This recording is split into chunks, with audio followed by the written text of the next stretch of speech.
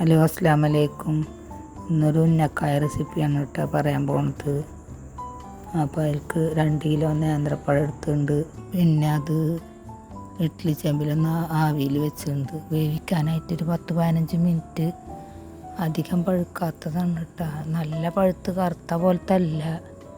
പിന്നെ അതിൽക്കൊരു തേങ്ങ എടുത്തിട്ടുണ്ട്. പിന്നെ ഒരു ചട്ടിയിൽ 2 ടേബിൾ സ്പൂണ് നെയ്യ് ഒഴിച്ചിട്ട് അണ്ടിപ്പരിപ്പും പിന്നെ കുറച്ച് മുന്തിരിയും കൂടി നന്നായി വറുത്തെടുക്കുക. അങ്ങനെ നന്നായി ഇളക്കിയിട്ടൊന്ന് ചുവപ്പ് കളറാവുന്ന വരെ കേട്ടോ, കരിയരുത്. കുറച്ച് തേങ്ങ ഇട്ട് നന്നായി ഒന്ന് ഇളക്കി ഒരു 1/2 കപ്പ് പഞ്ചസാര അതിലിടുക. നന്നായി തേങ്ങയും പഞ്ചസാരയും കൂടി യോജിക്കണം.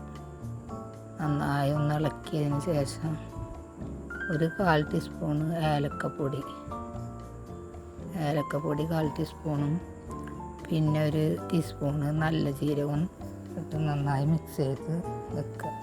അതിന് ശേഷം അതിനിടക്കത്തെ പഴമൊക്കെ നന്നായി വെന്തിട്ടുണ്ട്. ഒരു വേറൊരു ചെമ്പിലേക്ക് മാറ്റിയാൽ അതിലിരുന്നാൽ ചൂട് കൂടും. അപ്പോൾ നന്നായി ഒന്ന് ഉടച്ചെടുക്കണം.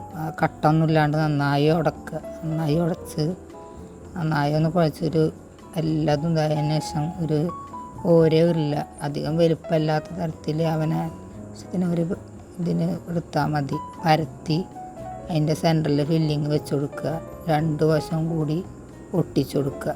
തേങ്ങ ഉള്ളിലാവണം. എന്നിട്ട് ആ കവറോട് കൂടിയിട്ടൊന്ന് അമർത്തി കൊടുക്കുക. 2 കൈയും വെച്ച് ഒപ്പം അമർത്തിയാൽ ഒരു ഉന്നക്കായുടെ ഷേപ്പ് കിട്ടും. കണ്ടില്ലേ? അങ്ങനെ അടുത്തത് ഇതുപോലെ തന്നെ എടുക്കുക, പരത്തുക, ഫില്ലിങ് വെച്ച് കൊടുക്കുക, 2 വശം കൂടി ഒട്ടിച്ചു കൊടുക്കുക. അങ്ങനെ എല്ലാതും ഞാൻ അങ്ങനെ ചെയ്തിട്ടുണ്ട്. ഇനി ഒന്ന് പൊരിച്ചെടുക്കണം. ചട്ടി നല്ല തിളച്ച എണ്ണയിലേക്ക് ഒരേ ഉന്നക്കായ ഇട്ട് കൊടുക്കുക. എന്നിട്ട് അങ്ങനെ നല്ലൊരു മൂത്ത് വരും, ചുവന്ന കളറിൽ വരും. അങ്ങനെ ഊരി മാറ്റുക. അതുപോലെ തന്നെ എല്ലാതും ഞാൻ പൊരിച്ചെടുത്തിട്ടുണ്ട്. എല്ലാ ഉന്നക്കായയും പൊരിച്ചെടുത്തിട്ടുണ്ട്.